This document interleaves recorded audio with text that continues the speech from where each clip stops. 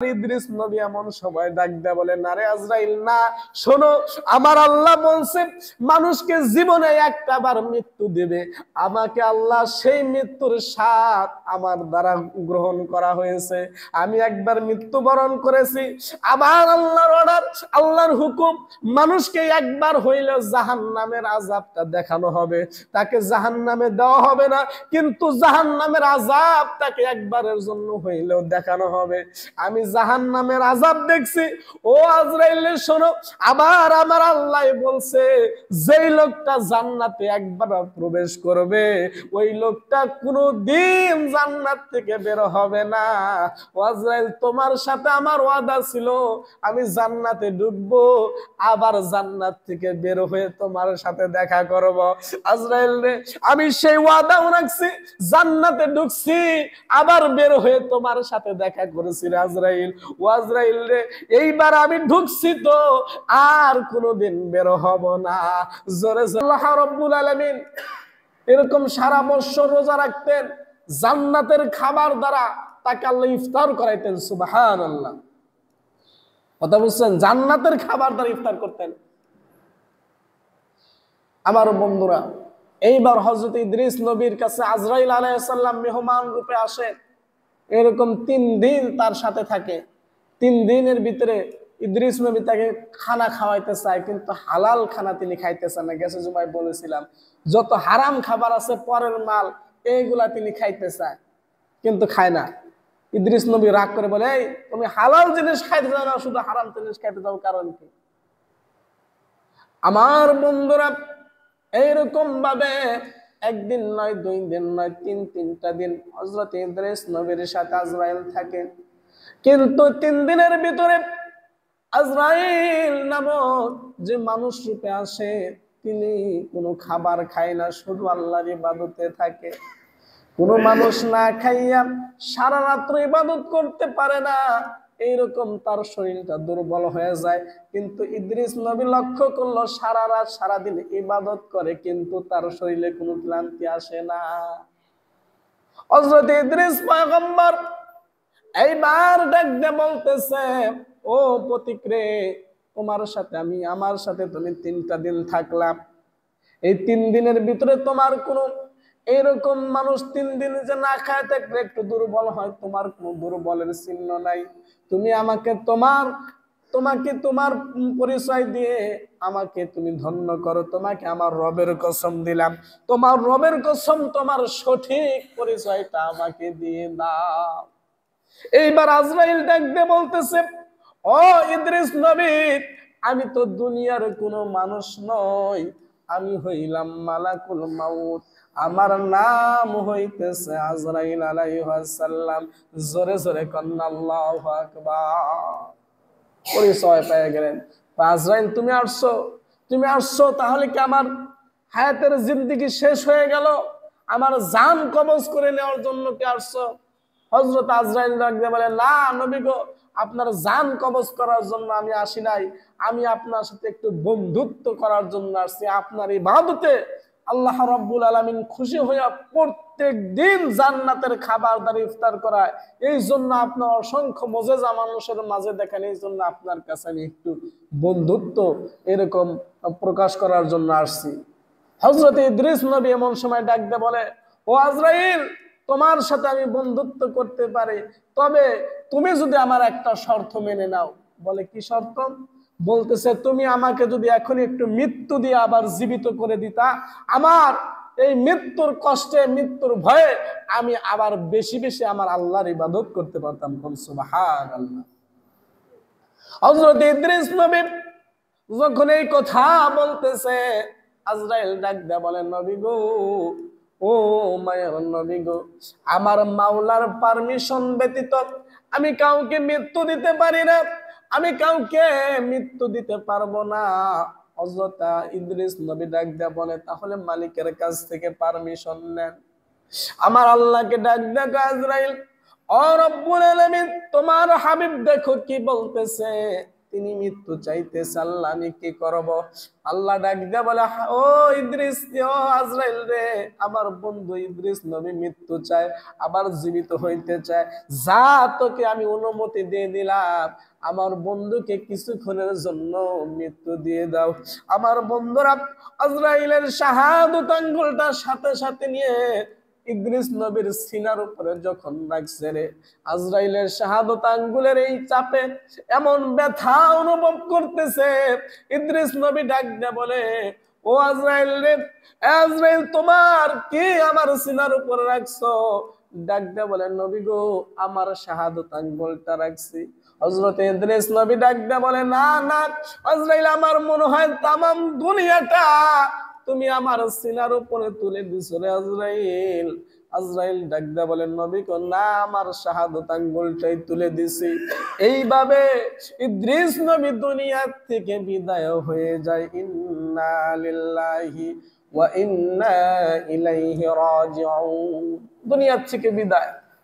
কিছুক্ষণ পর আজরাইল আবার আল্লাহকে ডাক দিয়ে বলে, মালিক, ও রব্বুল আলামিন, তোমার হাবিব মৃত্যু চাইছিল, আল্লাহ তাকে তো মৃত্যু দিয়ে দেওয়া হলো, আল্লাহ তুমি কি এইবার জীবিত করতে অনুমতি দিবা?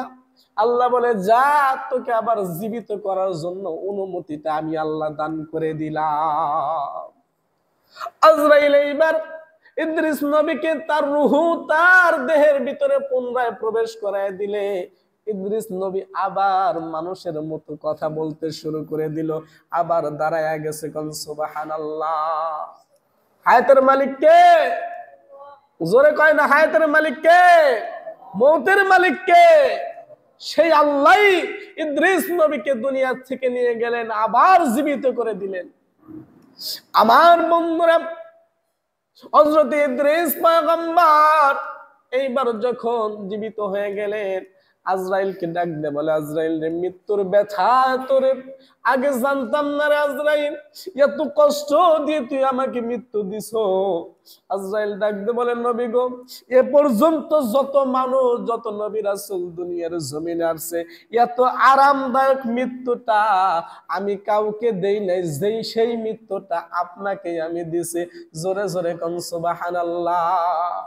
আরামদায়ক মৃত্যু যদি এত কঠিন হয়, একটু কল্পনা করে দেখেন, মৃত্যুর সময় কত মানুষ জিহ্বা বের করে দিতেছে, মৃত্যুর সময় কত মানুষ পেশাব করে দেয়, মৃত্যুর সময় কত মানুষ পায়খানা করে দিতেছে, এদের না জানি কত কষ্ট হইতেছে। মৃত্যু এমন কঠিন, এমন শাস্তি, এমন আযাব। এই জন্য ফিরে আসেন। কোন দিক দিয়ে ঘুরতেছেন? আল্লাহর কাছে আসেন, আল্লাহর দিকে ফিরে আসেন। যদি এই দিকে না আসতে পারেন, মৃত্যু এমন শাস্তি হবে কল্পনাও করতে পারতেছেন না। হাইরে, দেখেন একটা মুরগি যখন জবাই করা হয়, মুরগি কেমন ভাবে ছটফট করে, কেমন ছটফট করে, ওই সময় আপনি একটু কল্পনা করেন। একটা গরু যখন আমরা কোরবানি করি, এরকম গরুরে এরকম 10-12 জনে মিলে এমন ভাবে গরুকে এরকম শোয়া এমন ভাবে জবাই করে দিই আমরা, তারপরে গরু কিরকম ছটফট করে। মানুষ বলা হয়েছে, ওই গরুকে জবাই করো যে সময়, তুমি নিজে ওই সময় নিজের মৃত্যুর কথা চিন্তা করো, এর কিরকম এরকম ভাবে দুনিয়া থেকে বিদায় করে দেওয়া হইতেছে, তোমাকেও এরকম মৃত্যু দেওয়া হবে। কিন্তু আমরা না, শুধু গরুই কুরবানি করি, আমাদের ভিতরের যে গরু, ভিতরের যে পশু, এইটাকে আমরা কুরবানি করি না, ঠিক কিনা? এই জন্য নিজের ভিতরের পশুটাকে কুরবানি করতে হবে। যা হোক, আমি বলতেছিলাম, হযরত ইদ্রিস নবী এইবার জীবিত হয়ে গেলে ডাক দিয়ে বলে, আজরাইল, ও আজরাইল, মৃত্যু আমি বুঝছি, কিন্তু আমার মনে আর একটা স্বাদ আছে, আর একটা আশা আছে। কি? ও আজরাইল রে, তুমি যদি আমাকে জাহান্নামের আযাবটা কেমন হয় একটা বার যদি আমাকে একটু দেখাইতা, আমি আরো বেশি ইবাদত করতে পারতাম জাহান্নামের আগুন দেখে। হযরত ইদ্রিস নবী আজরাইলকে যখন এইভাবে বলতেছে, আজরাইল এইবার কি করলেন রে বন্ধু, সাথে সাথে ইদ্রিস নবীকে ওই জায়গা থেকে নিয়ে যে জাহান্নামের গেটের কাছে যখন দাঁড়া করায় দিছে, ইদ্রিস নবী লক্ষ্য করতেছে জাহান্নামের আগুন তার দিকে এমন ভাবে ধাই ধাই করে আসতেছে, এই জাহান্নামের আগুন দেখে ইদ্রিস নবী বেহুশ হয়ে যাওয়ার মতো হয়ে যায়।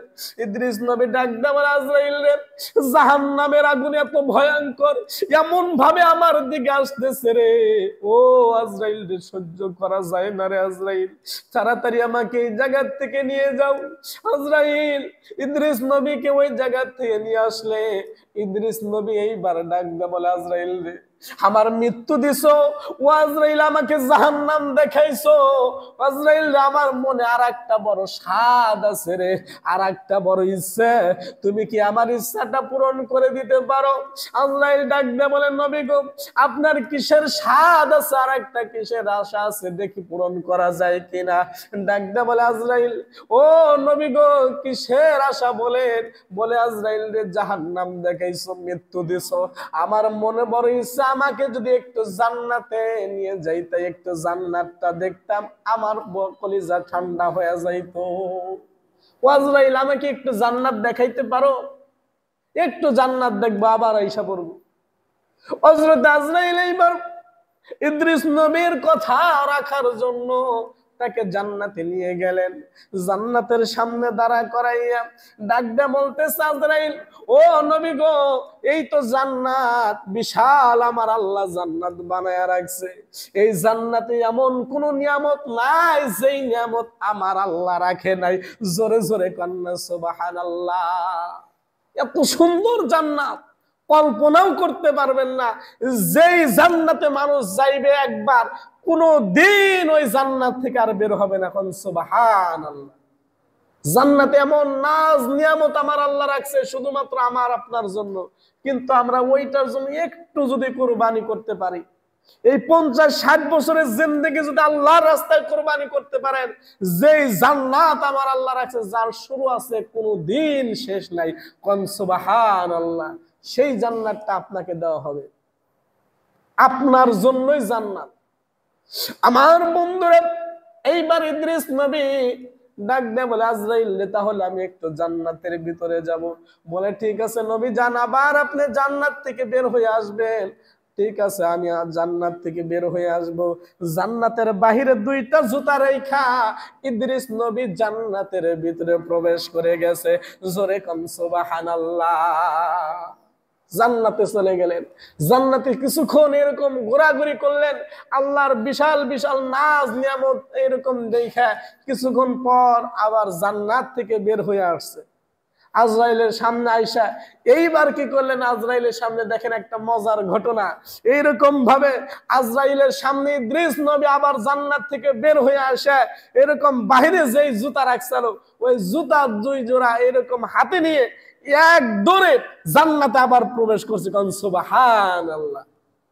হযরত ইদ্রিস নবী যখন জান্নাতে দৌড় মারছে, পিছন থেকে আজরাইল ডাক দিয়ে বলে, ও নবী গো, কি করতেছেন আপনি? জান্নাত থেকে বের হইলেন, আবার জান্নাতে যাইতেছেন, কারণ কি? ও নবী, আর জান্নাতে যান না, বের হন, আপনাকে আমি দুনিয়ার ভিতরে নামিয়ে দিয়ে আমার কাছে আমি চলে যাইব। হযরত আজরাইলের এই কথায় ইদ্রিস নবী ডাক দিয়ে বলে, আজরাইল রে, ও আজরাইল শোনো রে, আজরাইল শোনো, তুমি তোমার কাজে চলে যাও, আমি আর জান্নাত থেকে বের হব না। আজরাইল এইবার হতভম্ব হয়ে দাঁড়ায়া ডাক দিয়ে বলেন, ও নবী গো, আর পাগলামো কইরেন না, চলে আসেন, আপনাকে আমি দুনিয়াতে নামায়া দিয়ে আমার কাজে চলে যাব। এইবার ইদ্রিস নবী এমন সময় ডাক দিয়ে বলেন, আরে আজরাইল না, শোনো, আমার আল্লাহ বলছে মানুষকে জীবনে একটা বার মৃত্যু দেবে, আমাকে আল্লাহ সেই মৃত্যুর স্বাদ আমার দ্বারা গ্রহণ করা হয়েছে।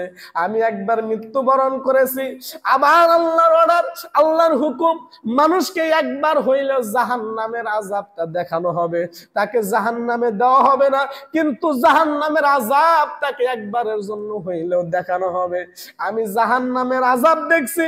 ও আজরাইল শোনো, আবার আমার আল্লাহ বলছে যেই লোকটা জান্নাতে একবার প্রবেশ করবে, ওই লোকটা কোনোদিন জান্নাত থেকে বের হবে না। আজরাইল তোমার সাথে আমার ওয়াদা ছিল আমি জান্নাতে ঢুকবো, আবার জান্নাত থেকে বের হয়ে তোমার সাথে দেখা করব। আজরাইল রে আমি সেই ওয়াদাও রাখছি, জান্নাতে ঢুকছি আবার বের হয়ে তোমার সাথে দেখা করেছি রে আজরাইল। ও আজরাইল রে এইবার আমি ঢুকছি তো আর কোনোদিন বের হব না। জোরে জোরে কন্যা সুবহানাল্লাহ। ইদ্রিস নবী এমন ভাবে জান্নাতে ঢুকে গেলেন। এইবার আজরাইল বাহিরে দাঁড়ায় এমন ভাবে দাঁড়ায় রইলেন, হায় রে কি হইলো, নবীকে জান্নাতে ঢুকাইলাম আর বের হয় না, কারণ কি? আমার আল্লাহ এমন সময় ডাক দিয়ে বলে, আজরাইল যাও তোমার কাজে তুমি চলে যাও, আমার বন্ধুর নসিবে আমি আল্লাহ এইরকম ভাবে লেখা রাখছি। জোরে কোন সুবহানাল্লাহ।